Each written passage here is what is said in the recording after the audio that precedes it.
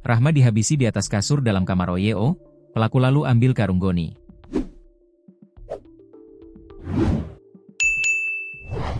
Terkuak detik-detik gadis muda berusia 19 tahun, bernama Rahmadani Siagian, RS, tewas dibunuh di atas kasur dalam kamar penginapan OYO. Insiden pembunuhan terhadap Rahma tersebut terjadi tepatnya di penginapan OYO yang terletak di Jalan Menteng 7, Gang Kenanga, pada Selasa, 10 Maret 2026. Jenazah Rahma kemudian ditemukan warga dalam boks kontainer di areal perladangan Pisang Jalan Menteng, Medan Denai, Kota Medan, Sumatera Utara. Kronologi singkat pembunuhan terhadap Rahma tersebut terungkap setelah tim penyidik Polrestabes Medan menggelar prarekonstruksi pada Jumat, 13 Maret 2026. RS, 19, merupakan warga Gunting Saga Atas, Kecamatan Kuala Selatan, Kabupaten Labuhan Batu Utara, Labura. Korban belum lama berada di Kota Medan dan bekerja di toko ponsel. Kedua tersangka yang memperagakan adegan pembunuhan itu ialah pria berinisial SHR, 19, warga Deli Serdang, dan San, 19, warga Kecamatan Medan Tembung. Dalam prarekonstruksi itu, jasad RS dalam kondisi tanpa busana dibungkus selimut bertuliskan OYO dan dimasukkan ke dalam boks kontainer. Kemudian dibuang di areal perladangan Pisang Jalan Menteng, Medan Denai, Kota Medan, Sumatera Utara. Amatan Tribun Medan. Proses prarekonstruksi digelar di penginapan OYO yang terletak di Jalan Menteng 7, Gang Kenanga. Lokasi prarekonstruksi ini tak jauh dari tempat penemuan jasad korban yang dibuang di Gang Seroja 3. Dalam prarekonstruksi ini, polisi menghadirkan satu dari dua orang tersangka yang diamankan. Pria berusia 19 tahun itu mengenakan masker dan baju tahanan bertuliskan angka 93.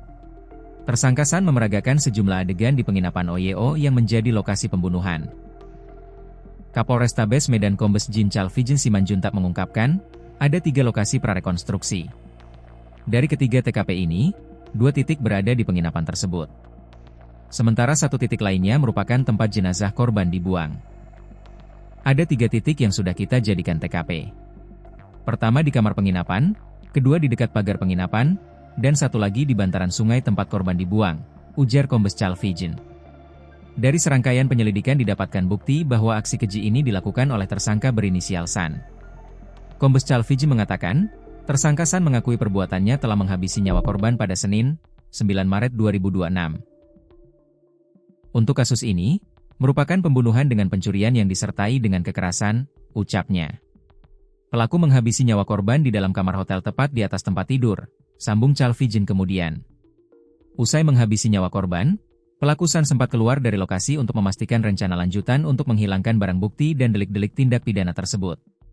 Pada saat keluar, tersangka kembali ke TKP 1 dengan membawa goni besar. Dengan maksud memasukkan korban pembunuhan ke dalamnya, ungkapnya. Selanjutnya, San juga sempat menghubungi temannya, SHR, 19, yang kini juga telah ditetapkan sebagai tersangka. San meminta rekannya untuk mengantarkan boks kontainer yang digunakan untuk meletakkan jenazah korban.